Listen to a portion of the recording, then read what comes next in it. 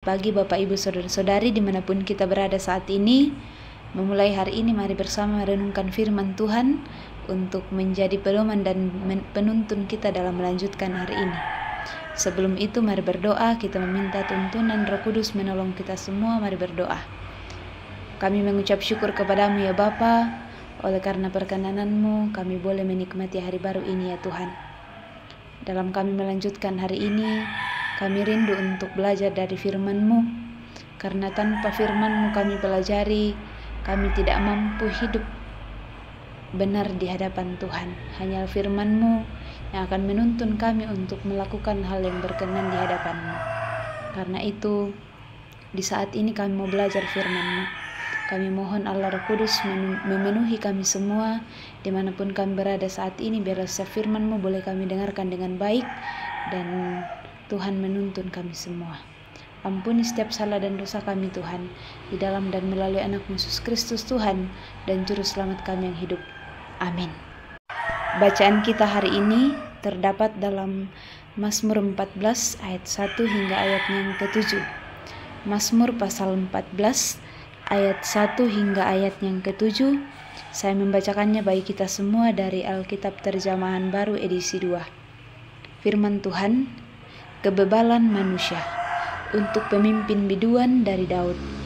Orang bebal berkata dalam hatinya, tidak ada Allah. Busuk dan keji perbuatan mereka, tidak ada yang berbuat baik.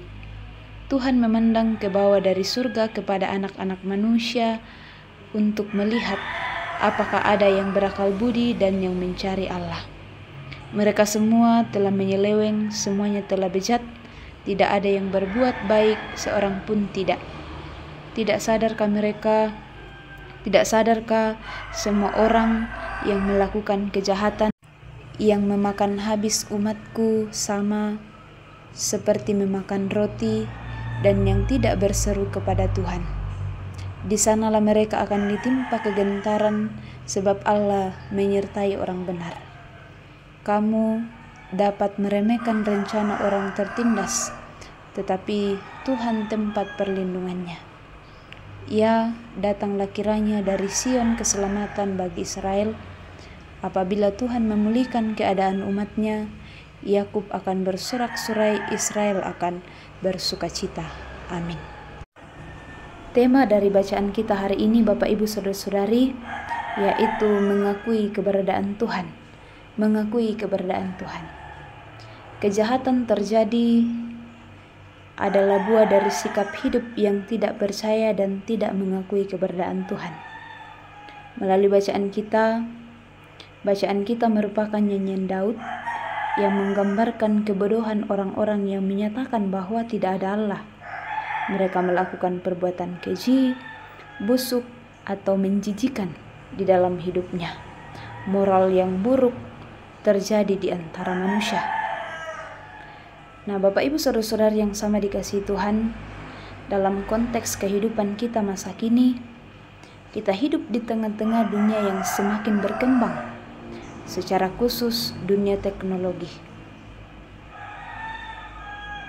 Pada keadaan konteks ini, tentu teknologi membantu kita dan memudahkan kita dalam banyak hal, sehingga membuat kita menghabiskan lebih banyak waktu dalam aktivitas penggunaan teknologi tersebut. Tentu adanya teknologi juga penggunaannya bukanlah sesuatu yang salah ya Bapak Ibu Saudara-saudari, tidak salah. Tetapi hal ini akan memiliki dampak buruk pada kehidupan kita, secara khusus hubungan kita dengan Tuhan, ketika kita keliru atau salah dalam penggunaannya. Teknologi yang menyiapkan berbagai fitur yang memudahkan kita dalam banyak hal, termasuk kita gunakan sebagai hiburan. Sadar ataupun tidak sadar, separuh hidup kita dikontrol oleh teknologi ya. Ini adalah gaya hidup yang bergantung pada teknologi. Kita menghabiskan waktu kita hanya untuk menikmati teknologi ini.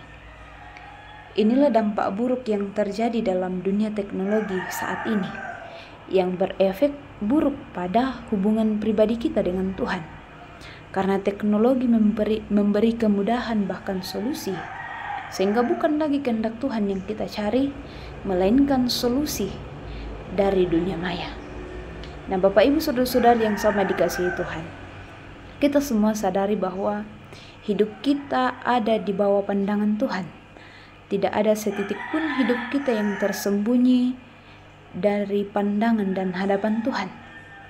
Tuhan mencari orang yang berakal budi dalam bacaan kita, dan yang selalu mencari orang yang berakal budi dan yang selalu mencari kebenarannya. Orang-orang tersebut adalah dikatakan orang-orang benar yang akan selalu hidup dalam kasih dan penyertaan Tuhan.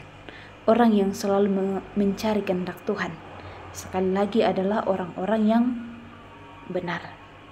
Ketika teknologi yang menjadi andalan kita itu akan membuat kita tidak lagi bergantung sepenuhnya pada kehendak Tuhan, sekalipun mungkin kita tidak ucapkan secara langsung, tetapi tindakan sikap hidup kita menggambarkan sikap yang tidak mengakui keberadaan Tuhan, tidak lagi mencari kehendak dan kebenaran Tuhan.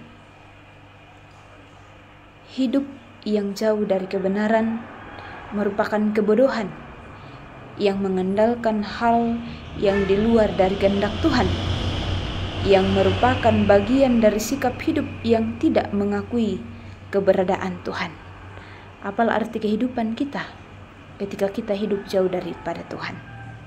Karena itu, firman Tuhan hari ini mengingatkan kita untuk tidak menjadi orang bodoh dengan sikap hidup yang bergantung pada perkembangan dunia teknologi saat ini, melainkan hendaknya kita selalu hidup dalam kesadaran akan kehadiran Tuhan, serta aktif dalam mencari kehendak dan kebenarannya melalui doa, membaca firman-Nya, dan bersekutu dengan orang-orang percaya. Itulah cara-cara hidup orang yang selalu menyadari keberadaan Tuhan. Perlindungan orang benar yang menyadari keberadaan Tuhan, yaitu di dalam perlindungan orang benar yang menyadari keberadaan Tuhan, akan selalu hidup dalam kuasa dan kasih Tuhan di dalam Kristus Yesus. Selamat melanjutkan hidup Bapak Ibu. Teruslah ingat firman Tuhan untuk selalu mencari keberadaan-Nya. Amin. Mari berdoa Bapak Ibu saudara-saudari. Kita berdoa. Kami datang kepadamu mengucap syukur ya Tuhan, oleh karena perkenanan-Mu kami boleh merenungkan firman-Mu saat ini. Dalam keterbatasan kami semua, biarlah Roh Kudus menuntun kami untuk memahami setiap firman-Mu yang kedengaran kepada kami. Mampukan kami untuk terus mencari kehendak Tuhan dalam perjalanan hidup ini. Siapakah kami ya Tuhan ketika kami hidup jauh dari Tuhan? Apa arti hidup kami ketika tidak lagi berkenan bagi-Mu? Karena itu kami mohon Allah Roh Kudus memenuhi kami semua. Biarlah betul-betul dalam perjalanan hidup ini kami terus mencari dan menyadari keberadaan Tuhan untuk senantiasa hidup benar di hadapan-Mu.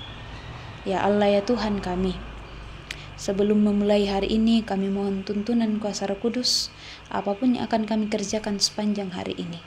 Kami mohon kuasa-Mu menyertai kami semua, biarlah kami terus hidup dalam tuntunan kasih-Mu. Apapun yang kami kerjakan, sekiranya kami kerjakan dengan penuh sukacita, dengan penuh tanggung jawab, dengan penuh kesetiaan, terlebih kami senantiasa mengandalkan kuasa Tuhan. Ya Tuhan, kami berdoa untuk kekasih-kekasih kami yang dalam pergumulan, berkati mereka pribadi lepas pribadi. Biarlah mereka terus mengimani bahwa Tuhan beserta dengan mereka, dan mereka terus setia menanti apapun yang menjadi harapan mereka di dalam Tuhan. Dengan iman kami percaya di dalam Tuhan tidak ada yang mustahil. Ya Allah ya Tuhan kami, inilah doa kami. Ampuni setiap salah dan dosa kami Tuhan. Doa ini kami bawa melalui anak Yesus Kristus Tuhan dan Juru Selamat kami yang hidup. Amin.